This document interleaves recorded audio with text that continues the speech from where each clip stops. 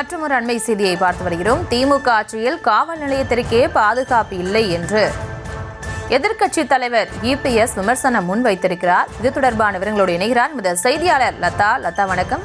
EPS என்ன சொல்லியிருக்காரு, அது தொடர்பான விவரம்? வணக்கம்.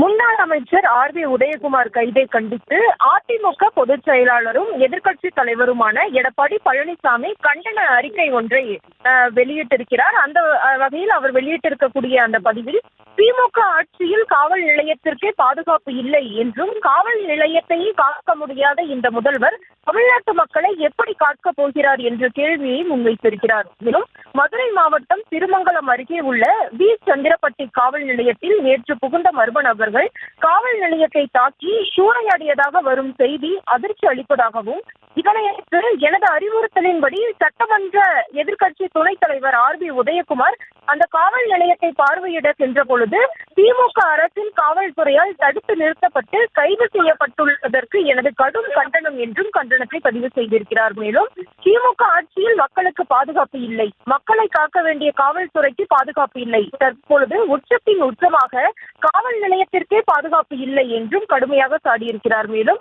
4 ஆண்டு ஆட்சியின் சாதனை பட்டியலில் முதலில் சேர்க்க வேண்டியது இந்த சாதனைதான் என்றும் முதலமைச்சரை குறிப்பிட்டு பேசியிருக்கக்கூடிய அவர், உங்கள் கட்டுப்பாட்டில் இருக்கும் காவல் நிலையம் தாக்குதலுக்கு உள்ளாவது உங்களுக்கு வெட்கமாக இல்லையா என்றும் கடுமையாக சாடியிருக்கிறார். மேலும் காவல் நிலையத்தையே காக்க முடியாத இந்த ஆட்சியில் எப்படி மக்களை காக்க முடியும், வாய்ப்பே இல்லை என்றும் இந்த காவல் நிலையத்தில் தாக்குதலில் ஈடுபட்டவர் மீது கடும் நடவடிக்கை எடுக்க வேண்டும், அதாவது சட்ட நடவடிக்கை எடுக்க வேண்டும் என்று இந்த அரசை வலியுறுத்துவதாகவும் குறிப்பிட்டிருக்கிறார். மேலும் எப்போதும் நான் சொல்வதை மீண்டும் தமிழ்நாட்டு மக்களுக்கு ஒருமுறை சொல்லிக்கொள்ள விளைகிறேன் என்றும், மக்களே இந்த திமுக ஆட்சி ஒழியும் வரை நாம் தான் நமக்கு பாதுகாப்பு என்றும் குறிப்பிட்டிருக்கிறார்.